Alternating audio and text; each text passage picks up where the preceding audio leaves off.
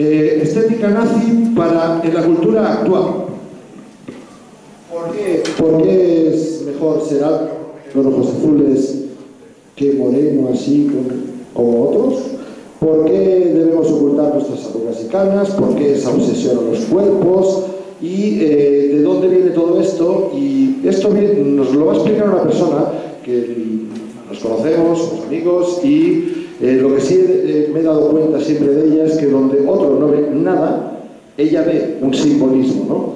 Y bueno, pues supongo que se lo da por su ser profesora de Historia y Arte, Historia del Traje, y la autora de un blog que hemos trabajado muchas veces con ella conjuntamente. El blog se llama No Morir Idiota, y en la actualidad está terminando su tesis doctoral en la Complutense.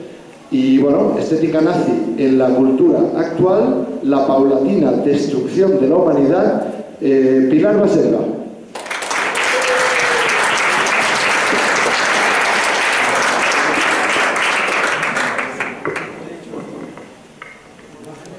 Puedo empezar un poquito.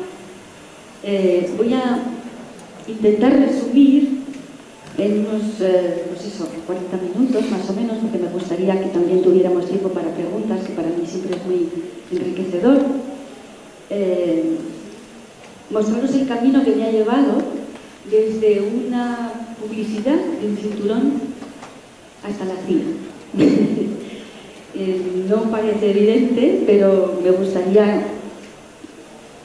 ver qué pasa, poder hablar de este camino sorprendente, porque la primera sorprendida he sido yo.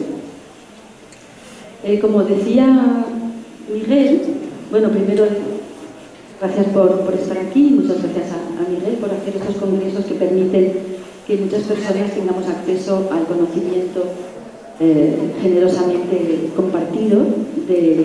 Hemos visto que mucha gente está buscando en muchas direcciones y creo realmente que estamos entrando en un mundo fantástico, un mundo nuevo.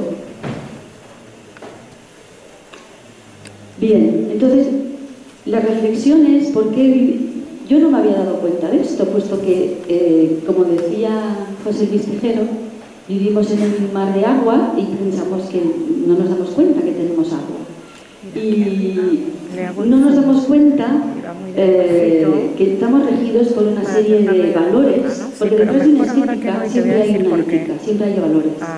Entonces, si tenemos hoy en día unos estética que valora, sobrevalora, que luego glorifica la juventud, glorifica la masa muscular, ese viejo o envejecer es algo vergonzoso. Estamos obsesionados por la limpieza, por la higiene. Vivimos en un mundo también que valora, vamos, que tiene la idea que la raza blanca es superior a las otras razas, que la tecnología que hemos conseguido se debe a la inteligencia de los blancos, que las otras culturas son primitivas. Y en realidad todos estos valores que son contemporáneos y que los entendemos como completamente normales, no son normales, nada es normal, todo es habitual. Eso es otra cosa que he descubierto, es que la moda está basada en un sofisma. El sofisma consiste en decir, por ejemplo, todo lo que es moda nos parece normal y lo que es normal es lógico. Luego, todo lo que está de moda es lógico. Eso es un sofisma, es decir, es una falsa conclusión lógica. No es así. Esto nos hace tener comportamientos que nos parecen normales, lógicos, cuando en realidad son absurdos. Entonces, todo esto yo os lo quería comentar con imágenes, claro, no solamente de palabra. ¿Ya está? A ver. Bien, está muy bien. Entonces, el título de mi trabajo es Ética y estética nazi en la actualidad, pero lo he puesto entre puntos de interrogación porque es una hipótesis. Es decir, que lo que yo voy a decir a lo mejor estoy completamente equivocada, no importa, eso es lo que yo estoy buscando y no tenéis por qué creerlo, sino escucharme. A ver aquí, ¿cómo se pone? ¿Así? ¿Para que salte? Me pasó con el esto. ¿A qué le doy? ¿A qué botón le doy? ¿A este?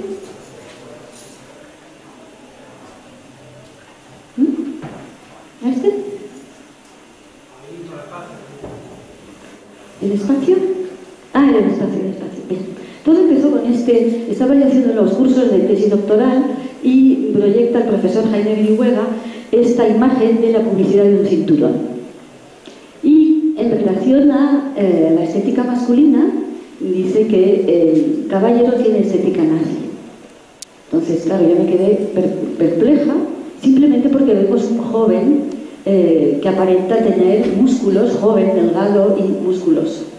A partir de ahí empecé a investigar, volveremos a esto, que la estética actual, vemos aquí dos publicidades, se parece asombrosamente a la estética de las esculturas de Hitler, en tiempo de Hitler, Arno Breker siendo el más famoso escultor de la época. Y este tipo de belleza se llama el tipo dórico, es decir, del 500, del siglo V antes de Cristo. Para nosotros esto es una evidencia, nos parece esto normal, ¿no? No es así, nadie se sorprende, nos parece que esto es la belleza eterna, la belleza de siempre, de hecho nos la han vendido como la belleza eterna, que esto siempre fue bello.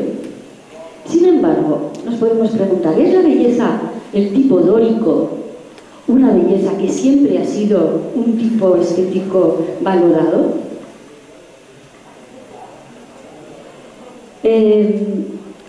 Y para convencernos de que ese tipo de belleza dórica es la belleza incuestionable, el Hitler, que era, yo no sé si lo hizo consciente o inconscientemente, pero la realidad es que él se refirió a la cultura clásica, es decir, a Grecia y a Roma. Esto de referirse a la alta cultura, la referencia a la alta cultura, es una técnica muy antigua para hacer admisible una cosa inadmisible.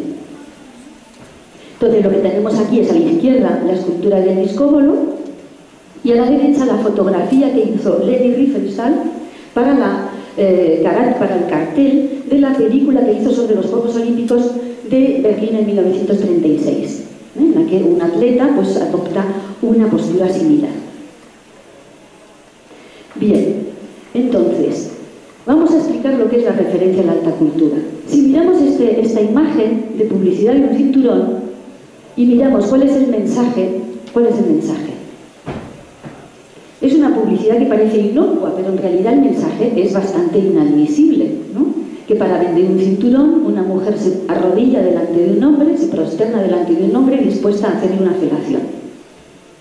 Es esto, ¿no? Es completamente pornográfico el mensaje y además rebajante, inadmisible para una mujer. Sin embargo, este anuncio está dedicado a las mujeres, que son las que van a comprar el cinturón para su querido novio o marido. Entonces, ¿cómo puede ser que nos traguemos este mensaje inadmisible de una mujer arrodillada dispuesta a hacer una felación? Por la referencia a la alta cultura. ¿Y cuál es esta? Hay varias. La primera está en el cine de los años 50. La fotografía es color sepia, el hombre va vestido de una manera muy elegante, ella también, pero con un vestido de noche fácil de desabrochar, simplemente se tira, enseguida se tira de la cintita, se quedará desnuda. Y luego, como una película americana, tenemos los subtítulos en la parte de abajo. Es decir, la estructura de la imagen es alude al cine. La mujer prosternada a los pies de los hombres es también una imagen muy antigua que aparece en el cine de los años 30, como podemos ver, pero si nos remontamos a la pintura religiosa, aparece en muchas ocasiones la Virgen a los pies de la cruz, o la otra figura que es la Magdalena, que es como sabéis, la famosa prostituta de la Biblia, que está siempre a los pies, prosternada a los pies de Jesús. Aquí tenemos otra imagen también de Rubens, esta vez, con Magdalena arrodillada a los pies de él. Otra imagen de publicidad de una tienda de bisutería, en la que una fotografía impresionante, muy bonita, pero en realidad de nuevo el mensaje es inadmisible, es decir, que una mujer se ve arrastrada por el consumismo y está dispuesta a tirarse al suelo y se ve llevada al abismo del lujo, ¿no? Pero ¿Cómo lo consiguen que nosotras aceptemos estas imágenes? Por la alusión.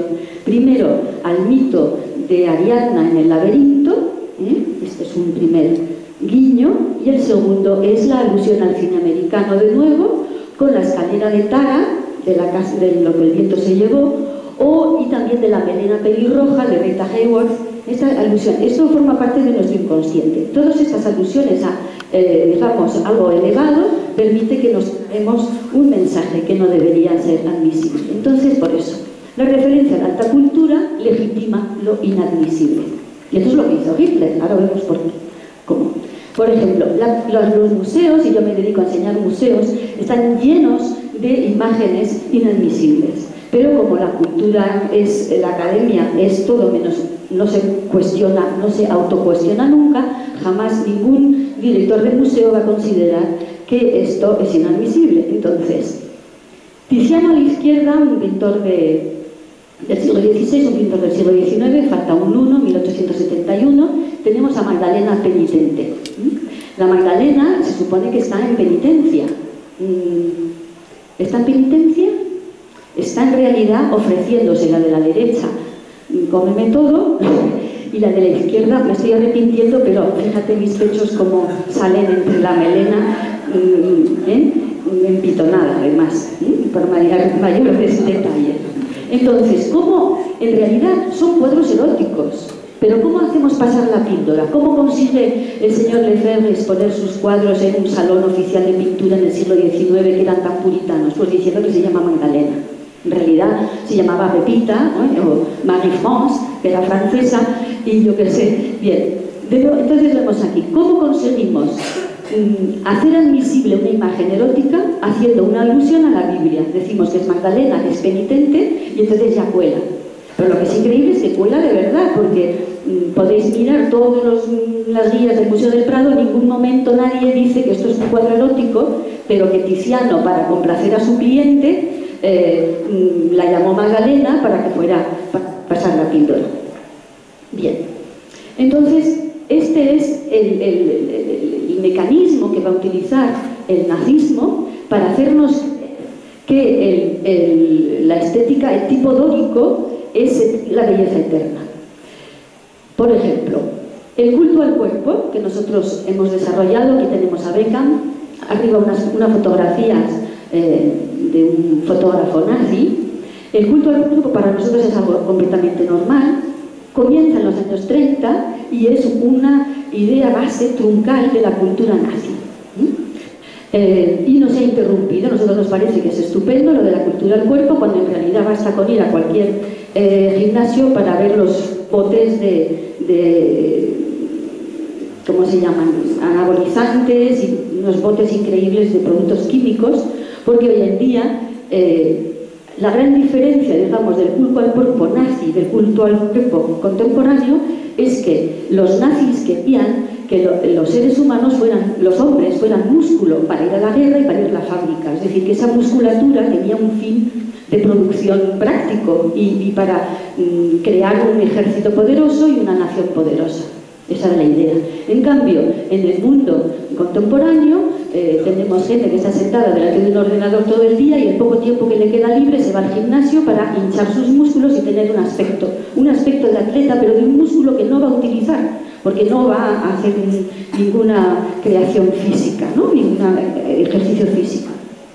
¿Y por qué pongo el nuevo hombre? Porque realmente se dijo el nuevo hombre en ese momento, es un verdadero mito. El nuevo hombre es porque este tipo de estética que nos venden como que ha sido siempre así, no es cierto, no ha sido siempre así, es una cosa nueva que aparece en los años 30, precisamente por eso lo llaman el nuevo hombre. Nosotros pensamos que siempre ha sido así, que esto siempre ha sido bueno. Pues no, la belleza masculina nunca ha sido el músculo por el músculo. El músculo, decimos siempre los griegos, los atletas. Probablemente Platón, Aristóteles, Pitágoras les importaba un pito si tenían o no músculos. Ellos tenían otro tipo, pero claro, a un atleta se le representaba con un cuerpo atlético, que por eso hacían esas esculturas tan bellas también. Pero no toda la sociedad adoptaba una estética atlética. Nosotros sí, nosotros hemos adoptado que para ser guapos tenemos que estar musculosos. Pues esto empieza como os he dicho, en los años 30, pero vamos a ir hacia atrás. Aquí tenemos el tipo de belleza. Un hombre, para ser elegante, para seducir a una mujer, no debía tener músculo desde 1800, sino que debía ser al contrario, delgado y estrecho de pecho, porque la diferencia entre un hombre elegante y un hombre musculoso era la clase social. De ninguna manera, aquí a la derecha tenemos al hijo de Joaquín Sorolla, quería tener el hijo de Joaquín Sorolla un tipo musculoso, al contrario, estaban delgados, y luego el cuerpo desnudo no era necesario para seducir a una mujer, se la seducía pues por otros medios y sobre todo por la elegancia del vestir, el dandy. Si nos remontamos al siglo anterior, estábamos en el XIX, nos vamos al siglo XVIII, pues este señor era muy guapo y era muy elegante, y por eso se hizo un retrato con su mejor peluca, una peluca que estaba empolvada, con polvos de arroz, y todo el mundo, si habéis visto los cuadros de Goya, de la duquesa de Osuna, parece que la pobre señora con 20 años tenía canas, y es que estaba de moda ponerse polvo de talco en la cabeza. En el pelo, y cuando no tenían pelo se ponían estas pelucas. Nos remontamos más atrás, hacia el siglo XVI. Aquí tenemos a Carlos V y a la derecha una armadura. Como veis, lo que se valora, la panza había que tener signo de bonanza, de riqueza, de prosperidad, y se hacían jubones. El jubón es la prenda ajustada al cuerpo de la izquierda, que estaban como rellenadas con estopa. Si el dueño de ese vientre no era tan gordo, pues lo rellenaban, y lo mismo lo podéis ver, esa cosa abombada de la armadura. Lo más probable es que no tuviera esa panza. Y tampoco los genitales tan prominentes, que algunos decían que aprovechaban para meter ahí unas codornices, porque claro, va a quedar mucho hueco. Y bien, claro, si hoy saliéramos hacia la calle seríamos ridículos, por eso os digo, pero ellos estaban encantados de la vida.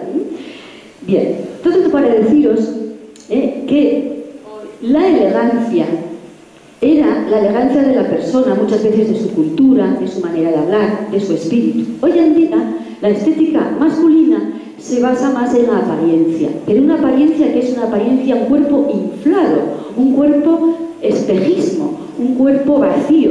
Y esta musculatura que luce Schwarzenegger no es una musculatura que sirva para algo. Entonces,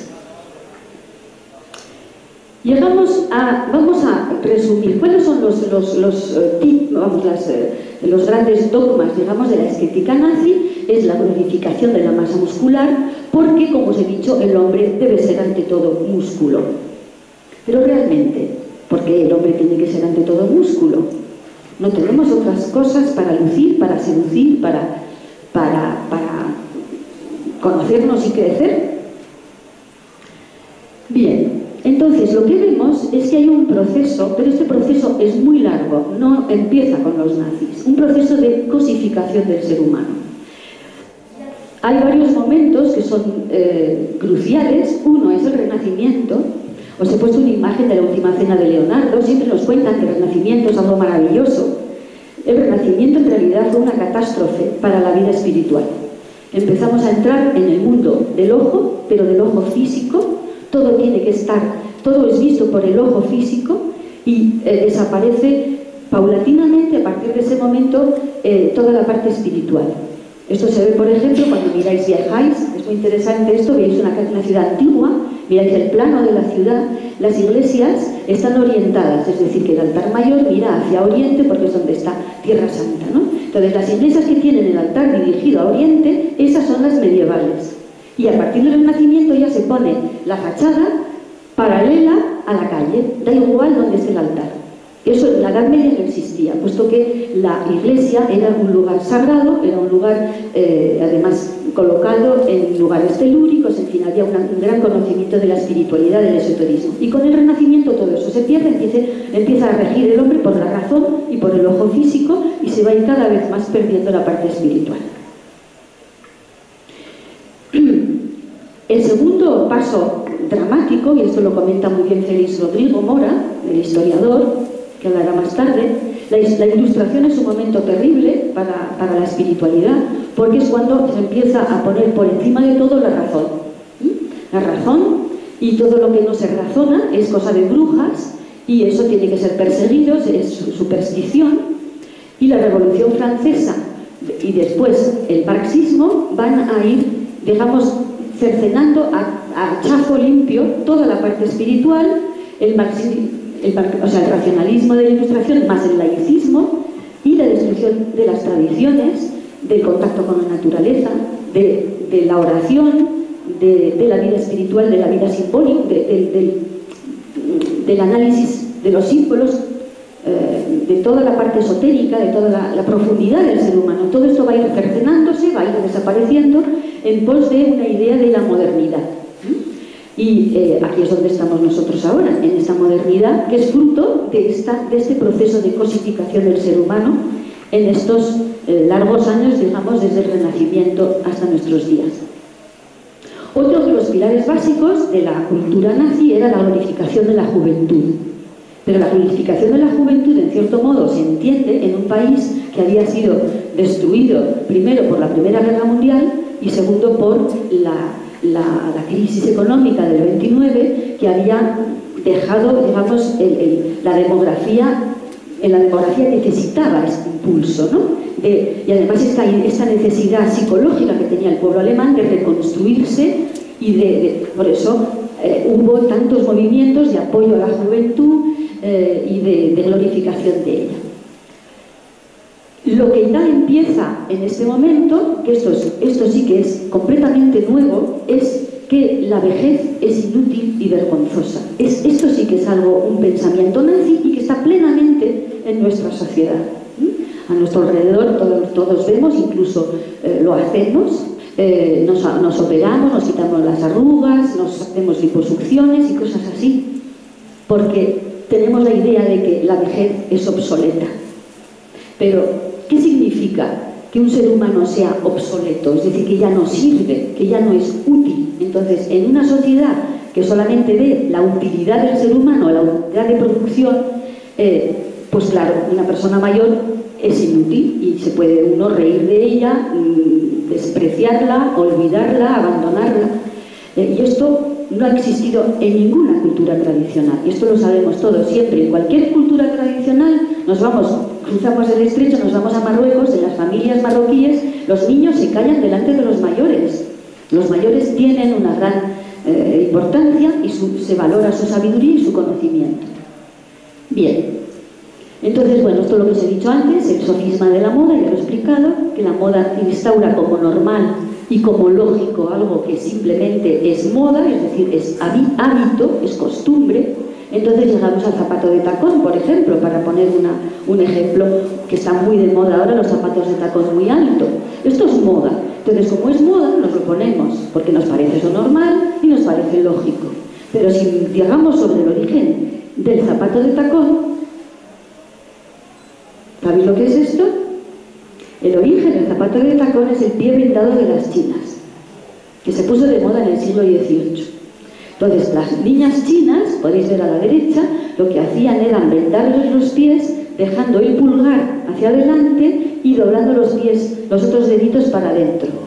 De tal manera que el pie desarrollaba una especie de muñón, aquí, y parece que la mujer tiene el zapato de tacón incorporado.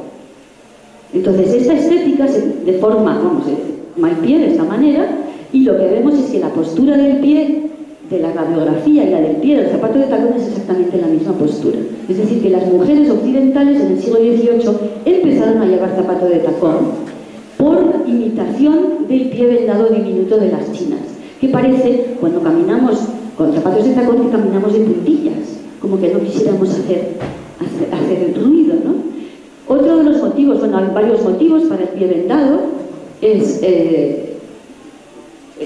el estético, es uno de ellos. El otro es que con estos pies no puedes huir, y como las mujeres eran casadas a la fuerza, pues así no se podían escapar. Luego también tenía un rasgo clasista, es decir, que si tú tienes los pies vendados no puedes trabajar, quiere decir que formas parte de la aristocracia. Entonces por eso se vendaban los pies, las madres vendaban los pies a sus niñas para que se mantuvieran en una clase social elevada y no en una clase de agricultores o de campesinos que tenían que trabajar. Es decir, que todo esto... Y luego dicen una última razón que es bastante impresionante, es que el dolor que provoca en las mujeres este sufrimiento permanente de los pies doblados genera una contracción de la vagina y permite que la mujer siempre mantenga como una vagina pequeñita para mayor placer de los hombres. Bien, entonces en nuestra sociedad se ha instaurado que el desprecio a la vejez es algo completamente normal, puesto que es costumbre, es lógico, etc. Y puedo leer esto que he sacado de un blog de estos de adolescentes o de jóvenes. Melanie Griffith, conocida actriz de Hollywood y mujer de Antonio Banderas, está más arrugada que una pasa. Las últimas fotos que han salido publicadas de ella son aterradoras. Tiene solo 49 años y está más podrida que Sara Montiel y Marujita Díaz, que juntas suman más de 300 años. Bien. Bien, otro rasgo del pensamiento nazi es la confianza ciega en la ciencia. Entonces, esta mañana hablábamos, José Luis Tejero hablaba de la ciencia, también Albert Morales, de la fruta, también hablaba de la ciencia. Yo tengo que advertir que cuando hablamos de esta ciencia, no es ciencia. La ciencia con C mayúscula es la ciencia que investiga, que busca la verdad, indiferentemente de sus aplicaciones prácticas. Si nosotros estudiamos, somos científicos y solamente buscamos la aplicación práctica para una función concreta, ya no es ciencia, es tecnología. Y es lo que pasa, que la ciencia verdadera, lo que se llama, he mirado en la Real Academia de la Ciencia, en el diccionario, la ciencia separan entre ciencia y ciencia pura. Lo que significa, la ciencia pura es la que busca solamente la verdad. ¿Pero por qué tenemos que poner ciencia? Pues porque la ciencia ya no es pura, es impura, porque la ciencia se ha corrompido con los intereses económicos, etcétera, y los médicos están al servicio de intereses muy destructores para el ser humano. Entonces, ¿por qué he puesto al Dr. House? Porque no es casualidad que muchas series de televisión inculcan la idea de que estaba a punto, me he olvidado de ponerme la bata blanca y he dicho, me voy a poner la bata blanca para la conferencia porque así me van a tomar más en serio, ¿no? Porque en cuanto te pones una bata blanca eres como más serio. Entonces, hay muchas series de televisión que hablan de que la ciencia lo puede curar todo, y eso también lo hemos visto el otro día en un estudio sobre los libros de texto, que se ensalza la tecnología, como que la tecnología nos va a salvar de todo y nos va a curar de todos nuestros males. Bien, la pasión por la biogenética, esto también es absolutamente, nace con el nazismo. Tenemos a la izquierda al doctor Mengele, que como sabéis estaba fascinado por los gemelos, y hoy en día pues es completamente normal hacer su tratamiento de fertilidad. Y no sé si habéis observado, en la televisión, en las revistas, nunca hablan de todos los casos de muerte perinatal, de niños que nacen deformes, de embarazos múltiples, y al final es un desastre. Es decir, que la biogenética, los niños probeta tienen muchísimos problemas, pero eso, como por casualidad, no se dice, para que la gente siga convirtiéndose en el fondo. Las mujeres que quieren tener hijos se convierten en cobayas para toda esta chusma de falsos científicos que lo que quieren es investigar sobre los genes humanos. Bien, esto ya lo sabéis, que la biogenética está relacionada también con la alimentación. Los transgénicos fueron en realidad, Monsanto, que fabrica los transgénicos, fue también la empresa que fabricó el agente naranja, que se fumigó sobre los vietnamitas. Durante 4 años estuvieron fumigando. Todavía hoy hay niños que nacen con estos tipos de problemas, y no os he puesto las más espantosas, estas son algunas de las más terribles. Es decir, que esto continúa. También tenemos una confianza ciega en los productos químicos. Esto es típico también de la mentalidad nazi, que con la química vamos a solucionar todos los problemas. Aunque hay que decir que los nazis tenían, eso es algo que no se suele decir, los nazis tenían todo un programa para luchar contra el cáncer. Esto es una cosa que yo me ha sorprendido. Favorecían la alimentación vegetariana, se mofaban de Churchill porque fumaba, estaban contra el tabaco, contra la ingesta de carne, y buscaban una vida saludable. La confianza ciega en los productos de laboratorio de los nazis era más bien para, digamos, solucionar, bueno, para su ingeniería, que vamos a hablar ahora, de la ingeniería social. Bueno, a la derecha ya sabéis que todo esto es bastante inútil. El otro día, lo digo porque dos cosas muy fáciles, ¿sabéis esas chimeneas que tienen una puertita y se pega el hollín en la puerta? Pues eso se quita con vinagre fenomenal, no hace falta nada más que vinagre. Y luego también, yo que estaba lavando la ropa con un jabón de detergente de Marsella, jabón de Marsella, me fijé en la etiqueta y ponía que era 5% de jabón de Marsella y 95% eran todos productos químicos. Así que ahora me hago jabón lagarto, me lo diluyo con agua y me lo meto en la lavadora, fenomenal. Bien, así que no hace falta, yo creo, tantos productos químicos. Entonces, ahora hablemos de la nueva mujer. De la misma manera que ¿por qué dicen los nazis el nuevo hombre? Pues porque realmente era un nuevo hombre. El hombre con músculo nunca se había considerado bello y nunca había sido considerado como algo de interés, algo para descargar barcos en el muelle. Y la mujer igual, la mujer había sido siempre, como sabemos, rellenita, con sus formas, con sus carnes, y siempre había sido así. Esto ha sido así desde las primeras esculturas del arte prehistórico, que son esas Venus que se llaman esteatopigias y que tienen unos pechos y unas caderas muy amplias. Y de repente, precisamente, una alemana, Marlene Dietrich, y una sueca, Greta Garbo, dos mujeres de raza aria, altas, rubias, delgadas, prácticamente sin pecho, sin cadera, unos cuerpos andróginos, se van a poner de moda. Y esto es algo completamente nuevo que empieza en los años 30 y que va a empezar a ser bombardeado a través de Hollywood. En esos mismos años 30, Matisse, Picasso representan las mujeres bellas, que para ellos eran mujeres atractivas, sexy, eran mujeres que tienen sus carnes, que tienen pecho, que tienen vientre, que tienen michelines, y esto ha sido siempre así. Hasta que llegaron estos arios a imponernos unas mujeres altas, rubias, delgadas, con ojos azules, sin caderas y sin pechos. Bien, publicidad de Max Mara del año pasado.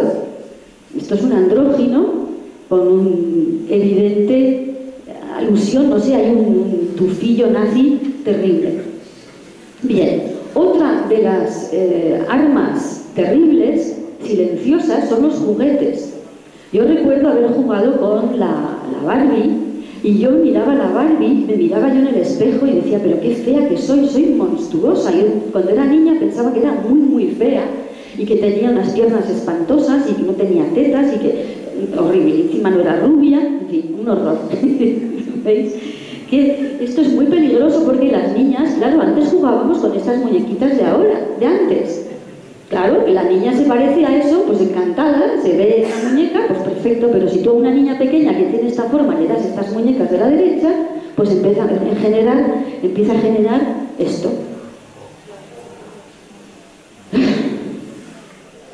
Bien, esto no está retocado y se ha hablado mucho de que por qué, y yo creo que hay aquí un interés evidente de generar, bueno, como hemos dicho, hay un plan de destrucción del ser humano, que hay mucha gente en este mundo, entonces todas las cosas que favorezcan la esterilidad o la homosexualidad, es decir, que no haya reproducción, pues se va a favorecer. Y se apoya a saco este tipo de estética de la extrema delgadez, que es en realidad una estética de la autodestrucción. Para empezar, cuando la primera señal de la anorexia es la menorrea, es decir, que no tienes la regla. ¿Por qué? Porque en un cuerpo donde no hay para una persona no va a haber para dos. La naturaleza es muy sabia. Dicen aquí no hay sitio para otro niño, ¿no? Entonces no puedes procrear. Luego te enteras que Hugo Boss era el que diseñó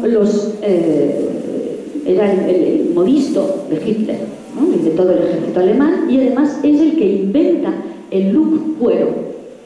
El look cuero no existía. Si os vais a la moda de los años 20, 30, masculina, no existe. Es Hugo Boss el que, además se hizo multimillonario, puesto que vistió a todo el ejército alemán. Entonces, vivimos, como veis, esto es una del año de 2011, del OEB, que tiene una estética nazi, pero la fotografía, el perro, en fin, todo tiene ese tufillo.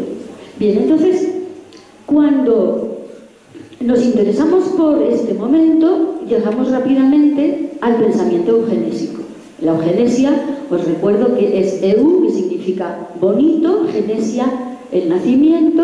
Esto es una palabra inventada por este señor que se llama Francis Galton, que era inglés, y estamos hablando de los años 1860-70. Y entonces él lo que plantea es que él dice que es mejorar la raza, pero en realidad lo que se trata es de controlar al rebaño, porque es así, este es el pensamiento de la élite. Y era primo de Darwin. Y Darwin, es decir, la eugenesia y el darwinismo van de la mano.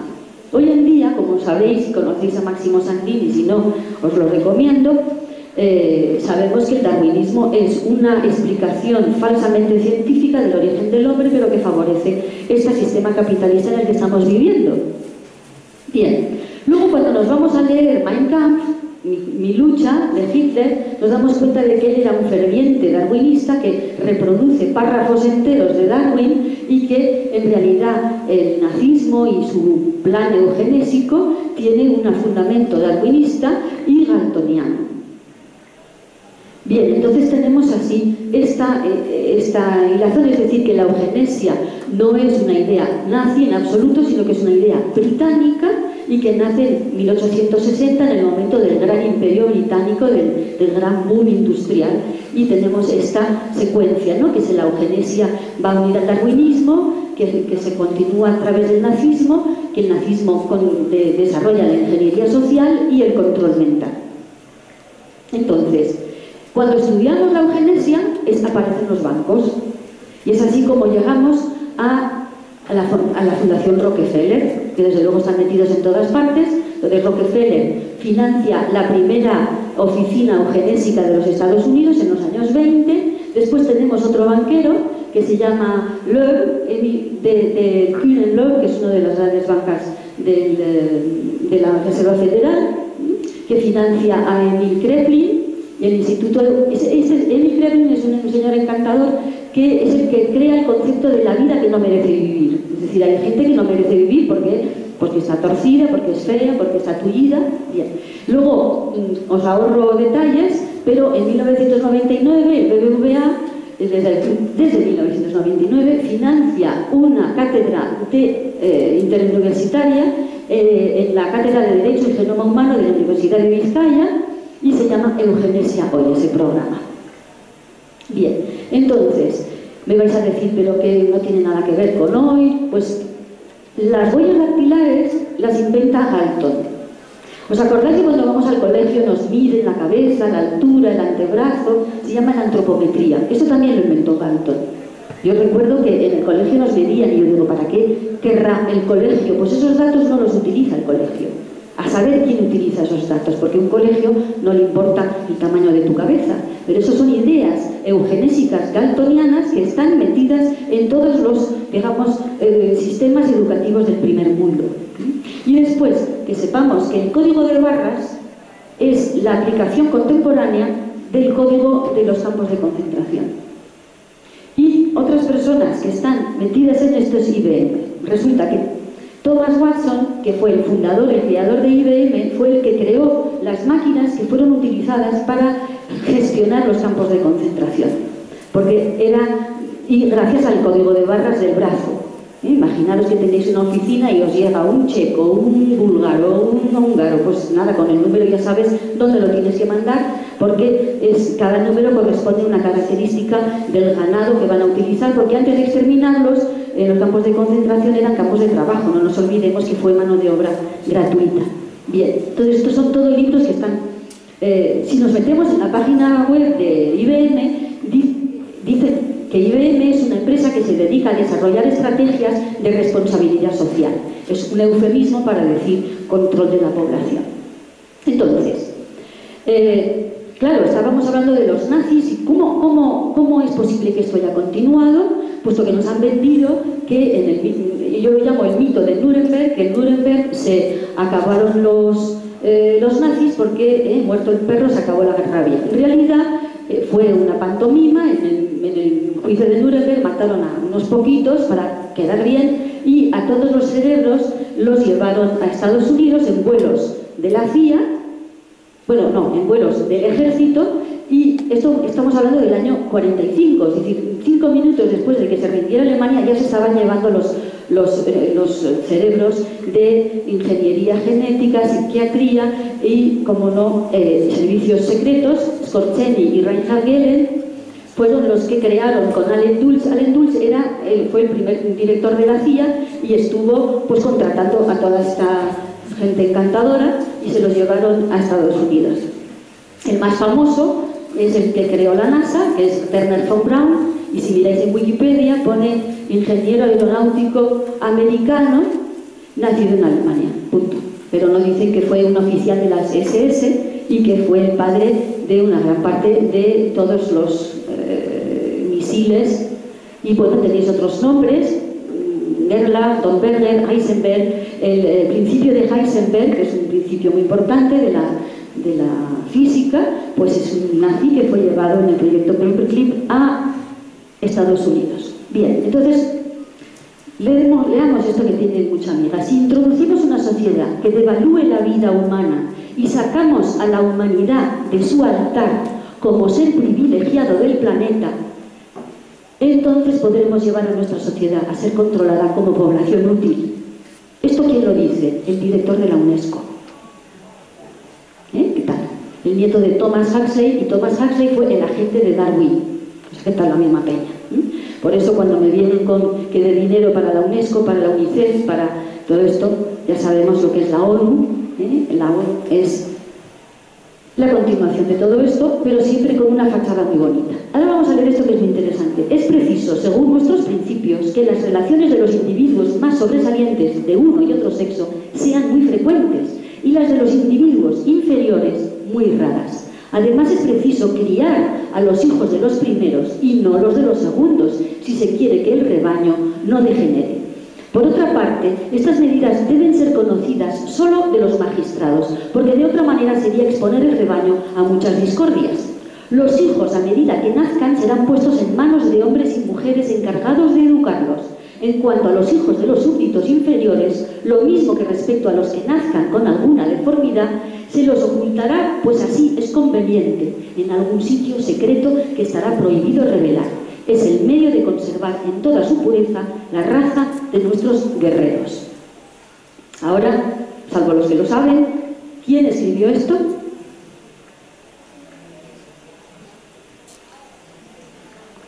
Platón.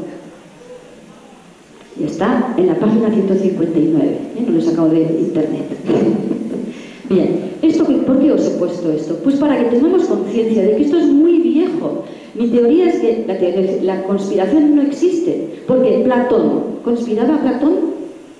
Podemos decir, conspiraba, si es lo mismo que dice. Es que esto sigue en pie siempre. Existe una élite que tiene el poder y luego un pueblo que es ganado. Y ahora lo que está pasando es que este ganado, que lleva 2500 años, porque Platón tiene 2500 años, pues nos estamos dando cuenta de que somos rebaño. Y entonces tenemos tendencia a decir, bueno, seguimos. Silent Weapons for Quiet Wars, las armas silenciosas para guerras tranquilas. Este es un documento que todo el mundo tiene que saber conocer, está en la red, metéis armas silenciosas para guerras tranquilas. Y hay una parte que dice que es manifiestamente imposible hablar de ingeniería social sin implicar objetivos de control social y de destrucción de la vida humana, es decir, esclavitud o genocidio. Este manual es de por sí una declaración de intención análoga, es decir, una declaración de intención de esclavitud y genocidio. La presente publicación debe estar lejos de toda atención de la opinión pública, de lo contrario podría ser interpretado como una declaración formal y técnica de guerra interior. Bien, esto fue escrito en 1979, es un documento que se entregó a los participantes del Club Bilderberg. Y en 1979 este documento celebra el 25 aniversario de la Tercera Guerra Mundial. Es decir, que en 1954, primera reunión del grupo Bilderberg en Holanda, es cuando declaran la Tercera Guerra Mundial, que es una guerra contra la población. Y además es una guerra que tiene que ser utilizada, que ser vehiculada por medios, ¿cómo se llama? Ocultos, secretos. Bien. Entonces, para volver a decir, esto es muy antiguo, ya desde Platón esto está en marcha, pero hay un momento importante, perdón, no es Galton, es Galton, tenemos Galton y Darwin, después tenemos a Gustave Le Bon, que escribe La psicología de las masas, a finales del 19, después tenemos las oficinas eugenésicas, que son financiadas por los banqueros, después tenemos Bernays, que es un gran creador, lo que se llama de las relaciones públicas, pero en realidad es de la manipulación mental a través de la publicidad, que también es importante que todo el mundo conozca quién es este señor. Hay mucha información en internet, sobre todo en YouTube. Propaganda, que es el libro de Bernays, era un libro favorito de Goebbels. Después, esta ingeniería social se aplica en el Tercer Reich.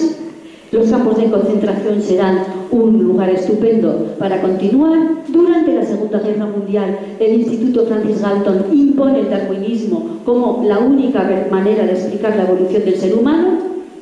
En el 47, que es la fecha también de la creación de la CIA, la Fundación Rockefeller y la Universidad de Harvard crean un estudio, ¿cómo se llama aquí? El Economic Research Project, que es para estudiar la estructura americana. Esto también es un extracto de las armas silenciosas. Luego el Instituto Tavistock, que es de origen inglés, es también uno de los institutos que generan, digamos, los currículum que después se van a propagar a través de la educación estatal. Y una de las cosas que descubren, que descubren ya durante todo el siglo XX, es que el enemigo de la ingeniería social y de la manipulación mental es la familia. Entonces, ¿cómo vamos a destruir la familia? Pues a través de la liberación de la mujer.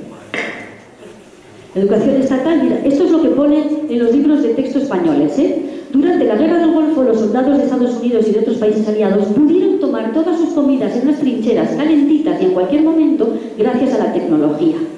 Esto lo estudian los niños en nuestros colegios. El mayor adelanto ha sido el empleo de compuestos hormonales sintéticos para incrementar el peso del ganado vacuno en explotación intensiva. Página 338, editorial Anaya. Esto está escrito por españoles, impreso por españoles, vendido por españoles, comprado por españoles, difundido por profesores que tienen esto en sus carteras y dicen a los niños que tienen que estudiar esto. Yo me pregunto qué estamos esperando para levantarnos y decir no. Los coches eléctricos serán los coches del futuro, utilizan mentira, son del pasado, como decía José Luis Tejero, que sabe mucho de esto. El primer coche eléctrico que se creó para JP Morgan era Henry Ford, era un coche eléctrico. En fin, dicen que utilizan combustible barato, cosa que es mentira, y que poco contaminante, también es mentira, porque si la electricidad está producida por energía nuclear, ya... El único problema es que las baterías no duran mucho, cuando también es mentira, existen unas baterías que duran mucho, en fin. Bien, entonces, también, ¿veis cómo os voy llevando desde el cinturón y llegamos a la CIA? Porque resulta que uno de los métodos de control de la sociedad es el cine. Claro, el cine. Encima nosotros pagamos, nos sentamos, nos quedamos en una situación de gran debilidad porque estamos en la oscuridad como niños pequeños ahí comiendo palomitas y ¡pum! Estamos recibiendo un bombardeo. Entonces, en estos últimos 10 años, interesantísimo, he supuesto simplemente 3 libros, pero hay una docena de libros que se han publicado sobre la relación que hay. O sea, hay una oficina de la CIA en el Pentágono de colaboración con Hollywood. Ellos son los que dan créditos o no dan créditos, ayudas o no ayudas, favorecen, empujan, les dicen a los directores de cine qué es lo que tienen que hacer y cómo tienen que generar una serie de ideas que van dosificando desde hace, pues, unos 50 años. Bien, estos son, por las personas que estén interesadas, toda la bibliografía sobre la relación entre Hollywood y la CIA. Entonces, ¿cuáles son los medios? Hollywood, el miedo. No sé si os habéis dado cuenta, pero las películas de terror ya no es un género aparte, o sea, ya hay terror en cualquier película. Por supuesto, el deporte de masas. Esto no significa que no haya cine bueno, esto no significa que el deporte no haya que ir, pero hay que saber que si por ejemplo, ¿por qué un equipo de fútbol puede no pagar la seguridad social? ¿Por qué hay interés en que eso se mantenga? ¿Por qué? Pues porque mientras la gente esté ocupada en esto, dejará de pensar en cómo podemos hacer para reunirnos, ¿verdad? Y hacer un motor de agua, por ejemplo, o cómo podemos educar a nuestros hijos sin llevarlos al colegio para que los destruyan. Esto es muy útil. Y después, por supuesto, a través de la alimentación, es decir, el miedo, la diversión, el entretenimiento y el estómago. Es decir, bien, comida basura, cáncer cola, sabéis el aspartamo, no os voy a decir que vosotros aquí ya lo sabéis, que el aspartamo, bueno, una cosa que no sabía yo, que el aspartamo lo produce, el aspartamo estaba prohibido en Estados Unidos porque 79 premios Nobel de Química habían dicho que era altamente tóxico y cancerígeno para el ser humano, hasta el año 80. En el año 81, Donald Rumsfeld entra en el primer gobierno de Ronald Reagan. Y en el 81, porque se permite el aspartamo en los alimentos en Estados Unidos, porque Donald Rumsfeld es el principal productor, fabricante de aspartamo de Estados Unidos. Bien, entonces el otro elemento de manipulación y de control es la omnipresencia de lo sexual en todas partes. Ahora lo vamos a ver un poquito más en el cine. Aquí hay una unión entre todo lo que hemos dicho, ¿no? El erotismo, el zapato de tacón y el balón de fútbol, por eso me ha hecho gracia este cartel.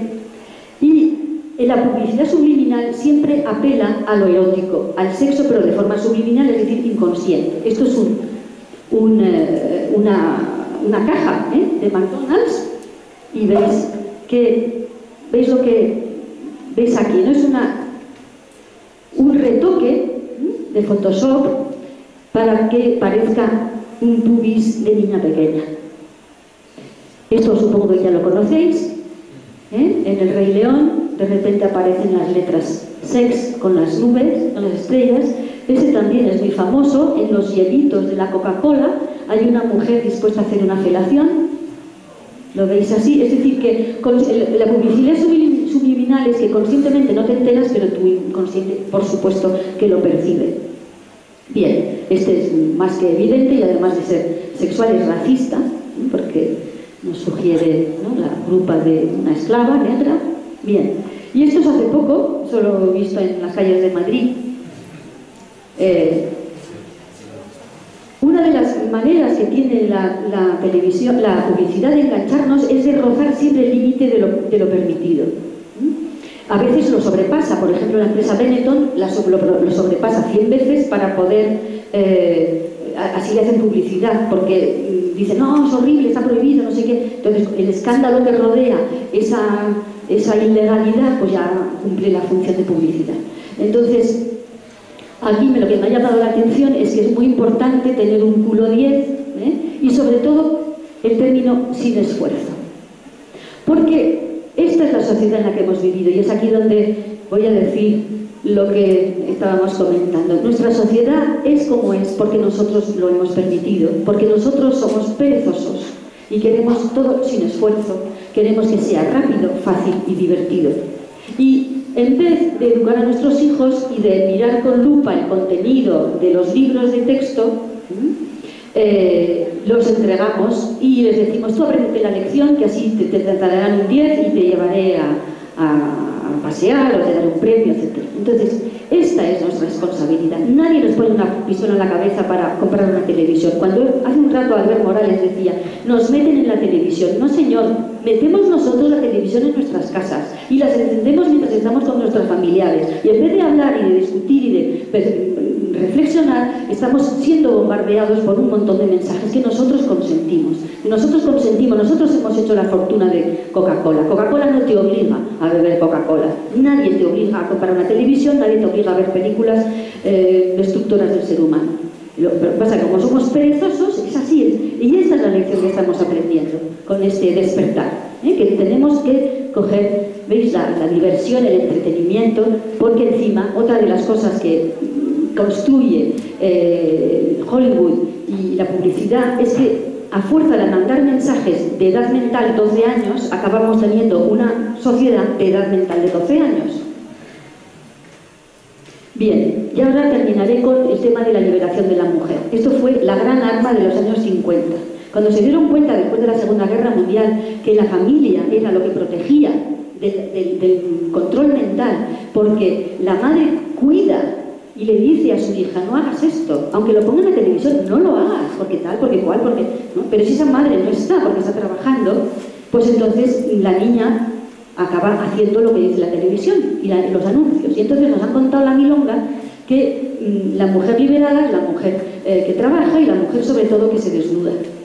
Estas son una serie de fotos que se expusieron en el Museo Thyssen. Cuando yo vi esto dije, ya apaga y vámonos, porque al exponer esta fotografía y esta fotografía en el Museo Thyssen, ya es lo de la referencia a la alta cultura. De repente una fotografía que lo que sugiere es que la mujer es bella si es promesa de cama, y si no es promesa de cama, no es bella. Y eso es la sociedad en la que vivimos hoy. Por eso la mujer se opera, por eso la mujer tal, porque tenemos que ir por la calle vendiendo que tenemos un polvo, y bueno, aunque después no estemos dispuestas a eso, ¿no? Pero eso es como vamos por la calle, diciendo, esto es una mujer liberada, estas son fotos que he cogido yo por la calle. Claro, una mujer liberadísima, en realidad estás vendiendo, regalando tu cuerpo, estás diciendo, es una especie de gancho erótico permanente, ¿no? Fíjate tú qué pedazo de piernas, qué culazo que tengo. ¿Realmente es necesario que vayamos así por la calle para gustar? Está también, fijaros, el escote y por detrás, en fin. Me encanta esta fotografía, sabéis que es un fotógrafo que reúne a miles de personas en espacios públicos y gratis, la gente se presta a esto, y esta fotografía pues me encanta porque es que es realmente lo que estamos haciendo, es que nosotros nos ponemos, él nos dice, poneros así, van y se ponen, y yo no sé por qué hacen eso, realmente se ponen desnudos y por nada, por el placer de enseñar el culo y de obedecer. Por eso digo que somos nosotros el rebaño, somos nosotros responsables de esto. Bien, entonces aquí son dos artistas, uno del año 50 y otro de los años 90, y esto es un poco la sociedad en la que vivimos. Nosotros somos seres espirituales que estamos viviendo una experiencia humana.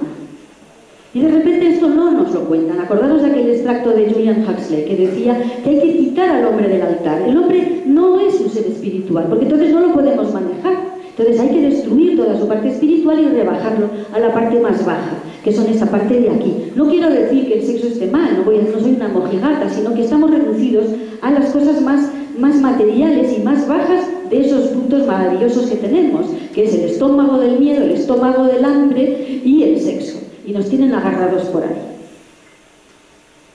Cuando en realidad somos agua, es decir, que esa belleza la tenemos nosotros. ¿Sabéis esto de dónde es? De Emoto.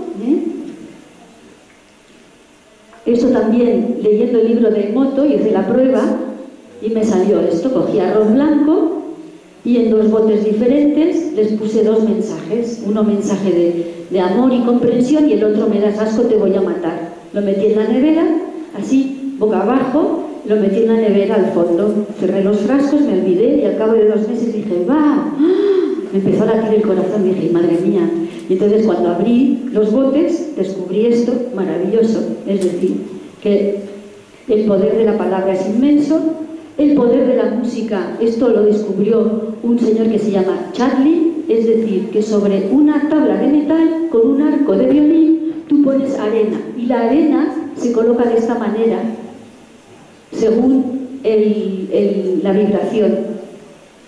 Es decir, que la vibración, la música, es belleza, es armonía y curiosamente se parece mucho a los cristales de agua que hemos visto. Entonces, yo creo profundamente en el poder de nuestra conciencia, creo profundamente que somos energía, que recuperando nuestro niño interior y el contacto con la naturaleza podemos descubrir maravillas dentro de nosotros, que la naturaleza es nuestro verdadero hogar, que debemos cuidar la naturaleza, que debemos sentir la naturaleza, porque somos la belleza de la naturaleza. Muchas gracias.